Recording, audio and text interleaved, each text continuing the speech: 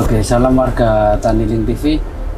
Saat ini kita berada di masih Kabupaten Banyumas ya Pak? Iya. Di Kabupaten Banyumas. Kita bersama Pak Gianto. Jadi kita akan berbincang-bincang tentang budidaya alpukat seperti apa. Terus ikuti video ini sampai selesai. Jangan lupa untuk like, komen, dan subscribe di channel Taniling TV dan download aplikasi Taniling di Play Store. Ya. Pak Gianto, terima kasih atas waktunya. Jadi yang pertama-tama ini kita kagum.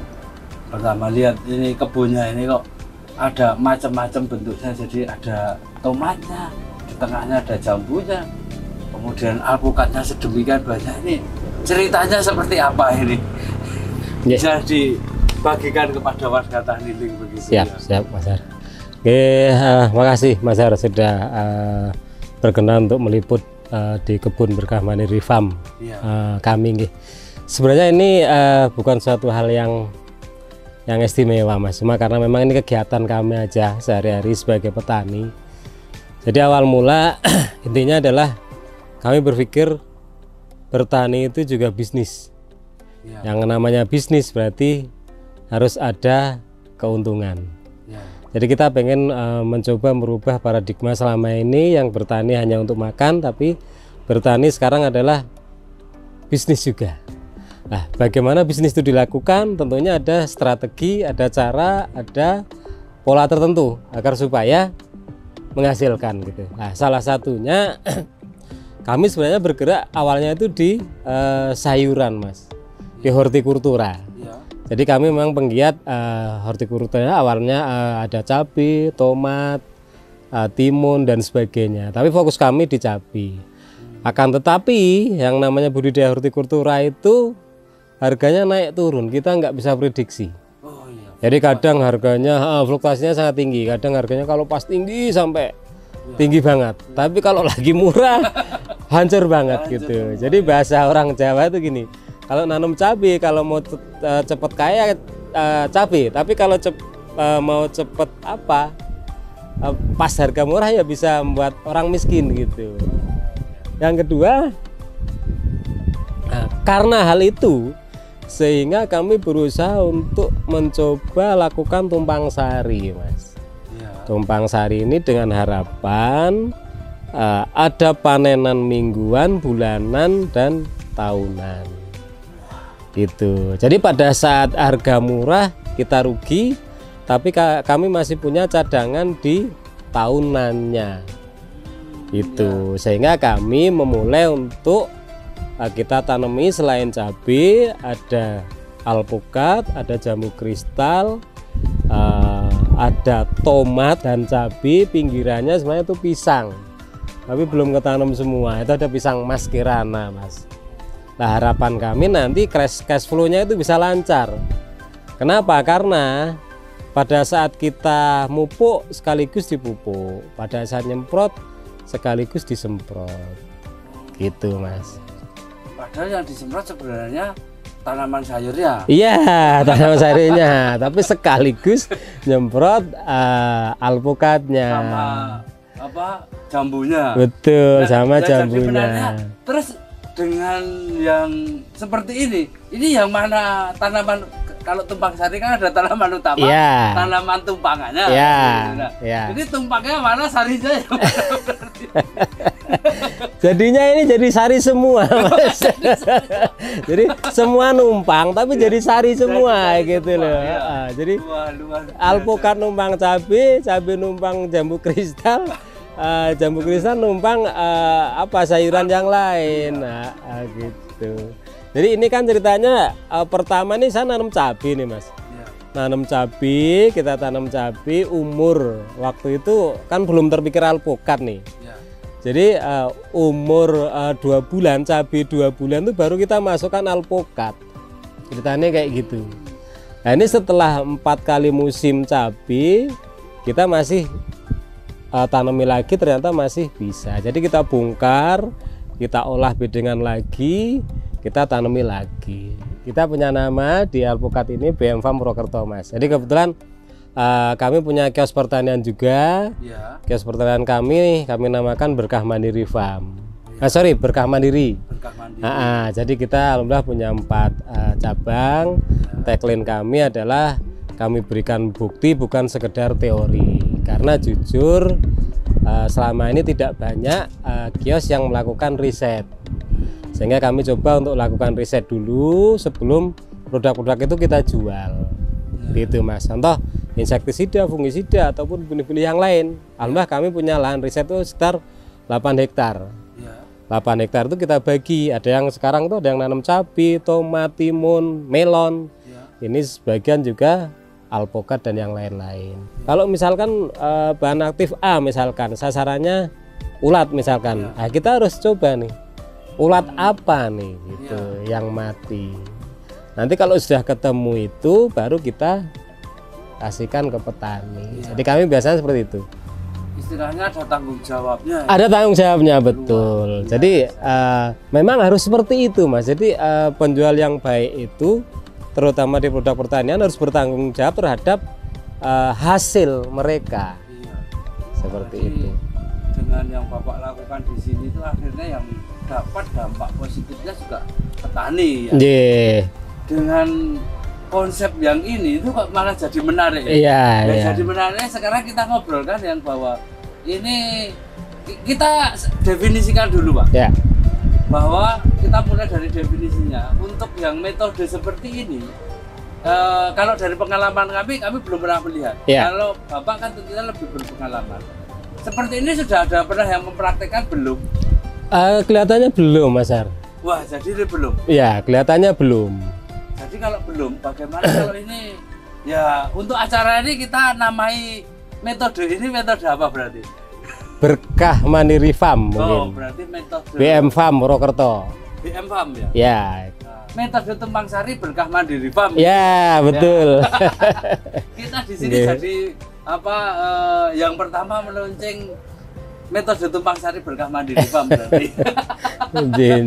Dengan metode yang seperti ini, tantangan yang dihadapi, kemudian keuntungannya itu yang sudah diperoleh itu seperti apa? Kalau keuntungan yang pasti tadi Mas, efisien biaya sangat efisien. Ya, karena kayak alpukat ini aja. Alpukat itu kalau kita full monokultur, tentunya biayanya kan tidak sedikit. Tapi dengan tumpang sari seperti ini tadi, ya numpang akhirnya. Nah kalau tantangannya Pak? Kalau tantangan belum kita temui itu Mas. Karena ini kan baru umur 20 bulan dan buahnya belum banyak Mas, baru buah-buah pertama. Tapi kalau kita prediksikan ke depan, mungkin secara teori yang ditakutkan itu serangan alat buah. Serangan alat buah. Artinya mungkin tantangannya nanti pada saat semuanya berbuah dengan bareng, mungkin intensitas penyemprotannya harus ditingkatkan, betul. Jadi intensif perawatannya mungkin harus ditingkatkan, mungkin itu. Jadi tantangannya kalau saya berbuah bersama. Tapi kan ketika ini tadi Bapak sampaikan bahwa ini bisa diatur, dan kemudian harian dan tahunan, itu kan untuk jadwal buah kan kita juga. Betul. Cuma nanti pada saat umur 2,5 tahun, 4 tahun mungkin, 4 tahun kita udah nggak bisa tumpang sari sayuran lagi Mas. Sayuran sudah hilang otomatis. Karena kan sudah nggak dapat matahari. Seperti sana sudah kita tumpang sari dengan dengan kacang tanah. Kacang tanah.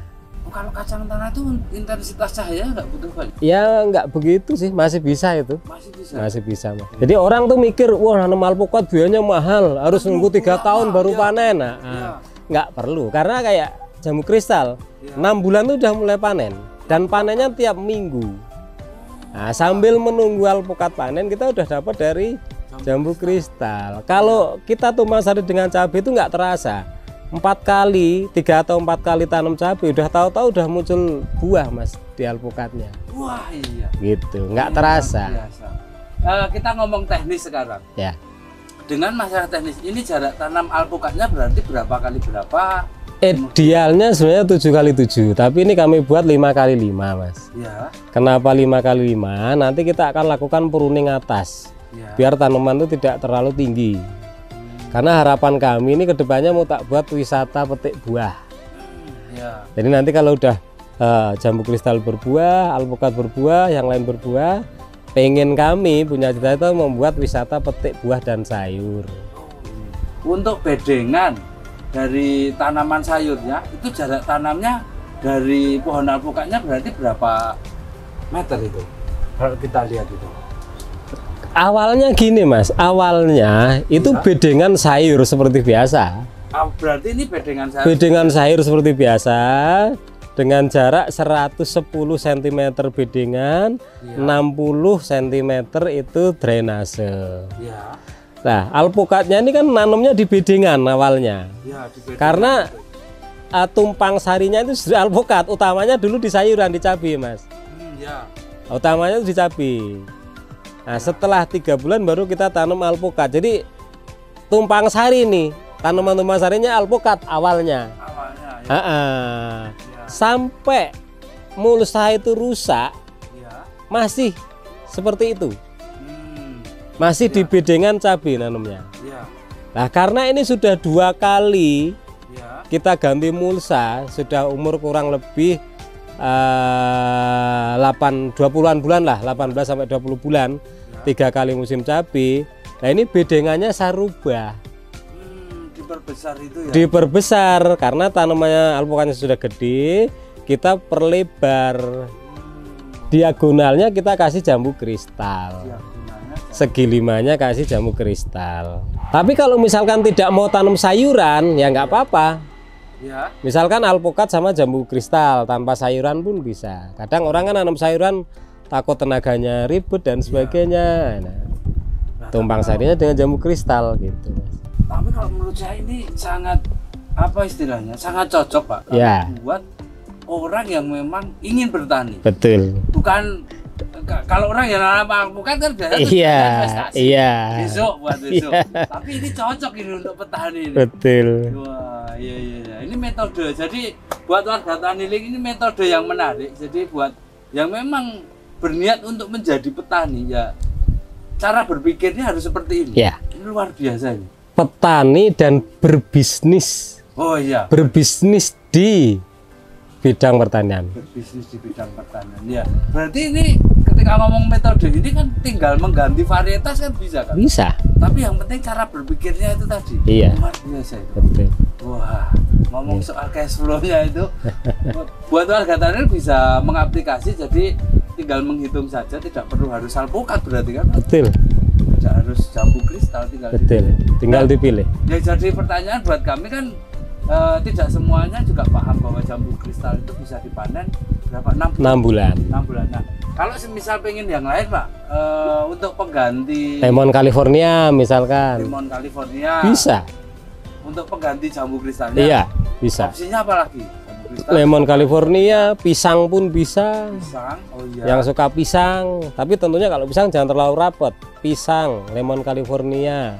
Terus pepaya pun bisa, pepaya Hawaii, pepaya California bisa. Kami pun yang di bawah juga mau tak tanam pepaya Hawaii Mas. Jadi ada jambu kristal, apa ini, alpukat, pepaya Hawaii. Ini kita mau nanam. Jadi Pak Gianto, kita mau profiling tentang usahanya Bapak. Jadi kan di sini tadi sudah disampaikan tentang toko pupuk ya, toko alat pertanian. Nah kalau yang di usaha agrinya yang untuk menanam bercocok tanamnya itu apa saja, berapa saja itu? Baik Mas, jadi sebenarnya kami itu memulai malah justru dari bertani sebelum toko. Jadi dulu kami bekerja di Indofood Mas. Kebetulan di agribisnisnya 2006 kami dapat program pensiun dini dan kami milih untuk itu. Nah, setelah keluar kami bertani karena memang cita-cita kami itu jadi petani Mas. Waktu itu kami bertani cabai. Di sini masih belum banyak cabai Mas, masih banyak padi dan jagung. 2006 kami nanam cabai. Alhamdulillah dari cabai di penanaman ketiga dapat harga bagus. Akhirnya banyak orang yang pengen ikut tanam. suruh buat toko pertanian gitu. Kita punya 4. Jadi setelah kita bertani, karena teman-teman banyak meminta buat toko, kami buka toko gitu. Nah tadi karena kami berpikir makhluk hidup kayak tanaman, mungkin seperti tidak ubahnya seperti manusia. Jadi idealnya orang yang memberikan formula, resep atau apa harus paham dengan apa yang kita mau berikan, tanaman utamanya gitu. Sehingga kami berpikir, oh berarti saya harus riset duluan nih, biar saya tahu nih, oh kalau penyakit ini obatnya yang tepat tuh ini, oh kalau hama ini obatnya yang tepat tuh ini, sehingga tidak coba-coba kita berikan ke petani gitu. Total yang kami garap itu 8 hektar. 8 hektar itu kami ada pembibitan sayuran, terus budidaya sayuran. Sekarang ini pembibitan alpukat khususnya dan buah lainnya, sama budidaya alpukat. Alpukat sendiri kami menanam kurang lebih sudah 3 hektar, 1.100-an pohon. Nah alpukat pun karena ini bagi kami tantangan, kami mencoba untuk riset dan nanam berbagai varietas, 30-40 varietas mungkin Mas, baik introduksi ataupun dalam negeri. Juara-juara lokal misalkan seperti Miki, Kendil, Aligator kita nanam. Bibit yang kita kembang tuh banyak banget, ada Riva, Ibu Vlog, Happy, Hana, Lilin Singkawang. Terus kalau introduksi ada Yamagata, Lam Has, terus Queen Taiwan, Yellow Taiwan, Yellow Vietnam, Red Vietnam, Hongok, banyak banget.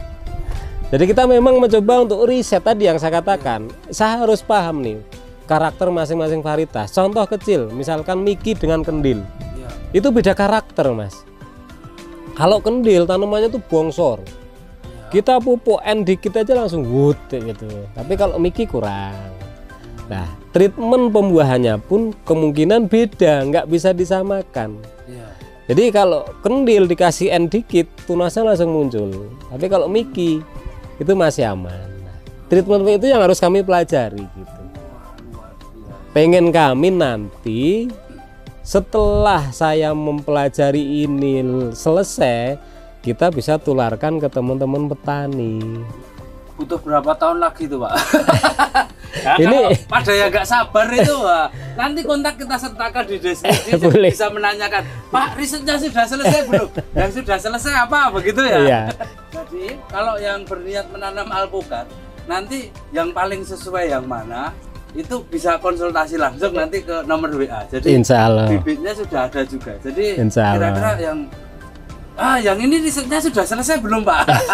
Hasil risetnya sampai di mana kan? Itu bisa ngobrol-ngobrol, jadi dilanjutkan di WA, di komen juga nggak apa-apa, nanti bisa buat diskusi bersama. Siap. Ya demikian warga Taniling bincang-bincang kita dengan Pak Gianto. Semoga video ini bermanfaat dan memberikan wawasan baru bagi calon pengusaha agri dan para pengusaha agri di Indonesia. Salam Taniling TV. Bisnis agri tak pernah mati.